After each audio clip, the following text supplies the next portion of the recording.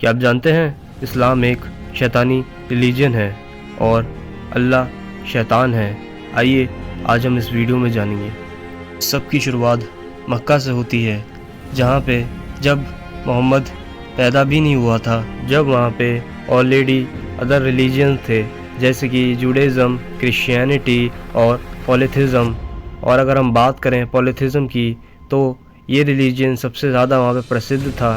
ज़्यादातर लोग इस रिलीजन को फॉलो करते थे और जब हम इस रिलीजन के बारे में पढ़ते हैं तो उसमें माना जाता है कि वो लोग बहुत से देवताओं की उपासना करते थे और उन देवताओं के लिए उन्होंने एक स्थान बना रखा था जहाँ पे वो रिचुअल्स और उनकी उपासना करते थे। और वो जगह और कोई नहीं बल्कि मक्का थी। ये जगह जो कि चौकोर में है, ये सऊदी अरेबिया का हार्ट मानी जाती थी, जहाँ पर वह लोग अपने पेगन देवताओं की वर्शिप यानी उपासना किया करते। और इसके सेंटर में तकरीबन 360 देवी देवताओं की मूर्तियाँ पाई जाती थी और इनकी पूजा की जाती थी। अलत, अलुज़ा और मन्नत, ये वो देवियों के नाम हैं जो कि इस मक्का में या काबा में पाई जाती थीं। और इन 360 मूर्तियों के अलावा 5 मूर्ति और भी थीं जो कि इस स्ट्रक्चर के कॉर्नर में पाई जाती थीं। यानी साल के हर एक दिन के लिए एक देवी या एक देवता जिसकी ये उपासना यानी वर्शिप किया करते थे। लेकिन इन सब देवी देवताओं में एक सबसे बड़ा देवता था जिसका नाम हुबाल था, जो कि एक मून गॉड था। और स्कॉलर्स का मानना है कि ये चौकोर स्ट्रक्चर हुबाल देवता के लिए ही बनाया गया था। और पत्थरों पर जो हमें आकृति देखने के लिए मिलती है उसमें हुबाल के ऊपर एक चांद और एक तारा दिखाया गया है। और जब इस हुबाल देवता की वर्शिप की जाती थी तो वह काबा के कॉर्नर में एक काले रंग का पत्थर रखते थे जिसे वे लोग मानते थे कि उनका देवता स्वर्ग से लाया है। और जब वह उस पत्थर को छुएंगे तो उनकी एनर्जी स्वर्ग की एनर्जी से कनेक्ट हो जाएगी और जब वो मरेंगे तो उनकी आत्मा स्वर्ग में चली जाएगी। सीरिया और इजिप्ट के लोग इस देवता की वर्शिप करने के लिए आते थे जिसे वह लोग बाल के नाम से पहचानते थे। और लोगों ने बाल का नाम यीशु मसीह के साथ भी जोड़ने की कोशिश की थी और ये हमें देखने के लिए मिलता है मत्ती उसका 12वां अध्याय और उसकी 24वीं आयत में हमें देखने के लिए मिलता है। यहाँ लिखा है, परंतु फरीसियों ने ये सुनकर कहा, ये तो दुष्ट आत्माओं के सरदार बालज़बूर की सहायता के बिना दुष्ट आत्मा को नहीं निकालता। और फिर यीशु ने कहा, और यदि शैतान ही शैतान को निकाले तो वह अपना ही विरोधी हो गया, फिर उसका राज्य कैसे बना रहेगा।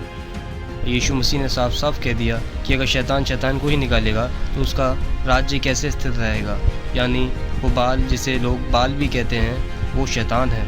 लेकिन अबू बकर जो कि मोहम्मद का ससुर था, उसका और उसके गिरोह का दबदबा उस जगह बहुत बढ़ रहा था।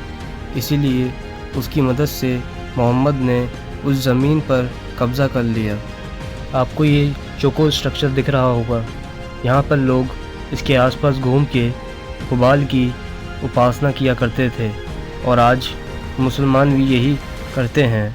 और जो हुबाल के पुजारी हुआ करते थे वो उधर एक काला पत्थर रखते थे जिसकी वो पूजा करते थे। और आज मुसलमान भी मक्का में जाकर ऐसा ही करते हैं, वहाँ पर वो उसे चूमते हैं और उसे छूते हैं।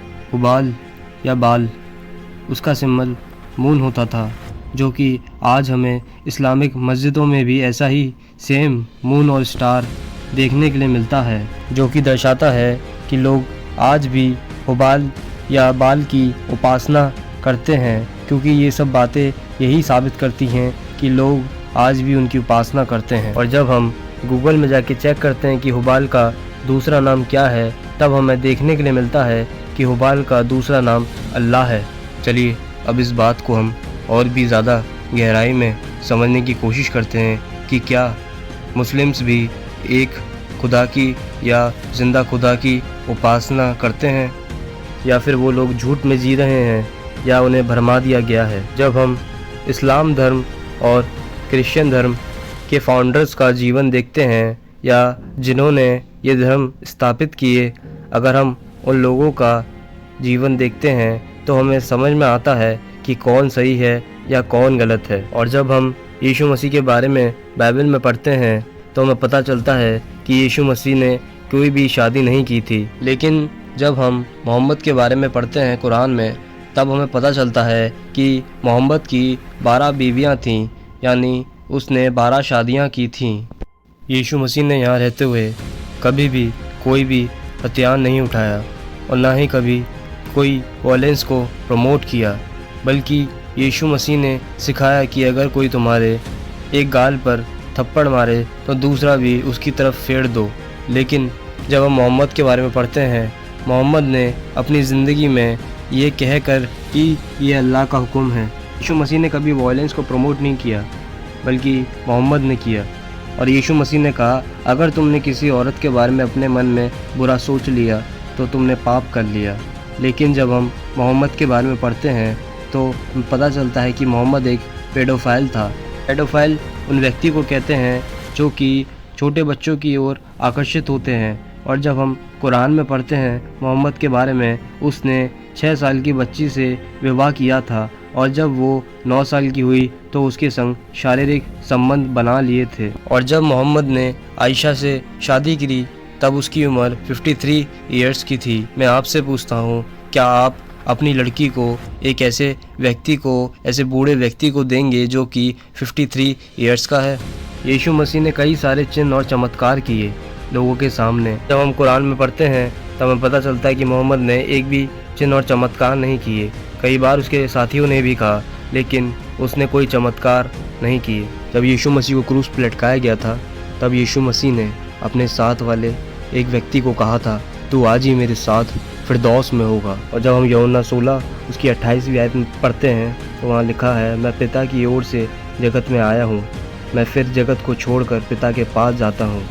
ऐसी बहुत सी आयत हैं जहाँ पे यीशु मसीह ने बताया है कि वो स्वर्ग से आए हैं और स्वर्ग को ही वापस जाएंगे। लेकिन मोहम्मद नहीं जानता था उसके अंतिम पल में वो कहाँ जाएगा। और ये हमें देखने के लिए मिलता है शाही अल बुखारी में। वो कहता है, I don't know what Allah will do, मतलब मैं नहीं जानता कि अल्लाह मेरे साथ क्या करेगा, मैं कहाँ जाऊँगा।